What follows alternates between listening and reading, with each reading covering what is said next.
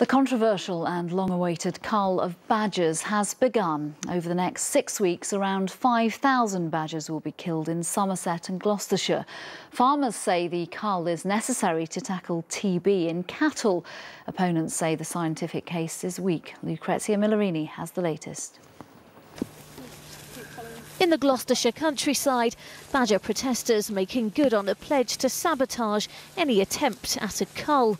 But this morning, their worst fears were confirmed with the news it was already underway. Controlled shooting starting in the West Country, part of a 6-week operation in which up to 5,000 badgers are expected to be killed. Well, we think this is misguided, and more importantly, it won't actually do what we all want to see happen, which is an end to bovine TB in cattle. This cull will only reduce the disease by something like 16%, but at the same time wipe out 70% of the badgers, which, don't forget, are a protected species.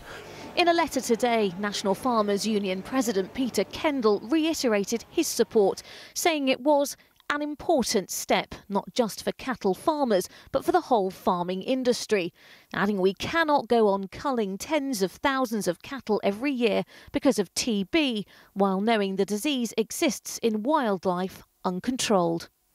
One alternative view is to vaccinate badgers against TB, but results wouldn't be seen for at least 5 years, and that, says the government, offers no short-term solution.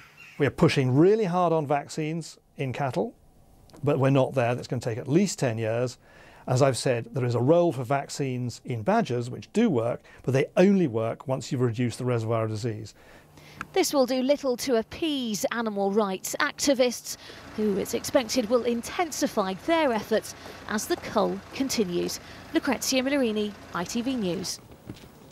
Emily Morgan is in Doniford in Somerset, where some protesters have gathered. Still resistance to the cull, even though it's now underway.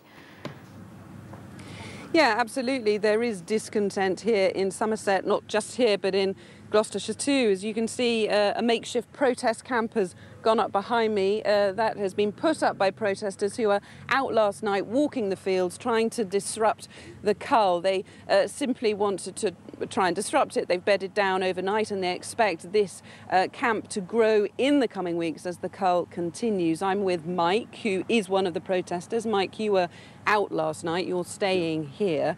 The cull has started, but no shots have been heard yet.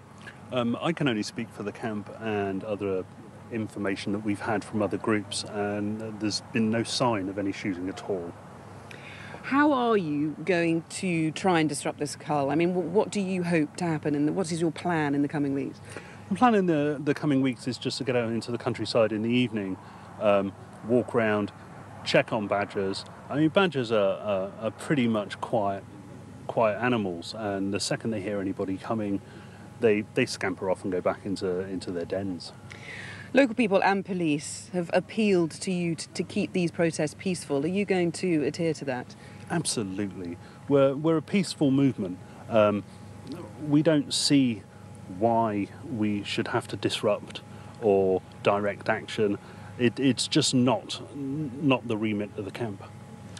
Thank you very much. Well, I understand that 2 areas in Somerset started the cull last night, and Gloucestershire will follow suit. So far, no shootings been heard, certainly no trouble from the protesters, but it is, of course, early days. It is. Emily Morgan, thank you.